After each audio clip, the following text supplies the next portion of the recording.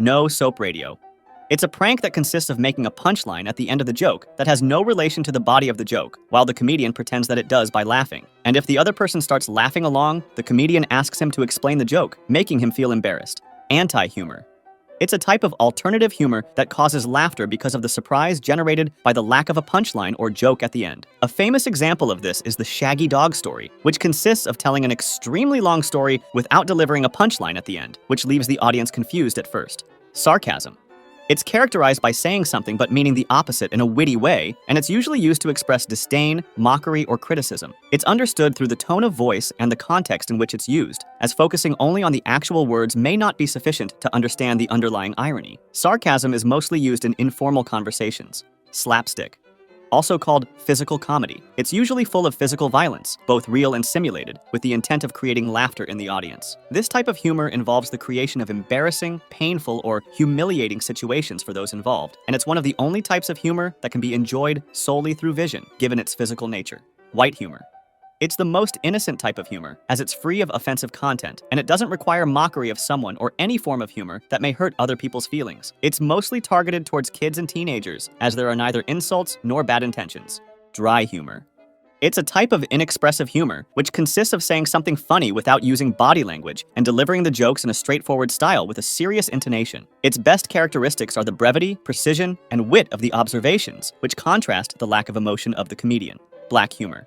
Black humor is characterized by the addressing of inappropriate or sensitive topics, such as death, disability, or violence, with the goal of producing laughter through emotional shock. This type of humor requires great sensitivity from the comedian and knowledge about the context of where and when the joke is said, as it's really easy to cross the line into straight-up insults. A big advantage of black humor is that it can lighten up difficult topics and reduce the pain they cause. Satire.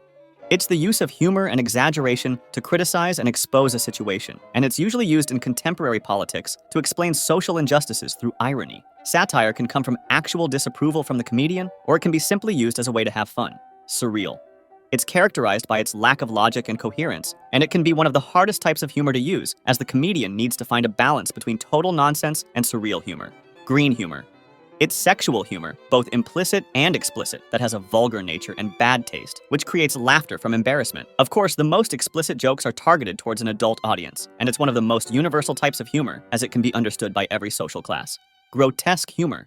This one is a visual type of humor, and it's mainly used by cartoons, which can more easily distort and exaggerate characters' features to make them ugly and horrifying. This type of humor invokes many emotions at once, making the audience feel both disgusted and entertained at the same time. Reaffirming and auto-destructive.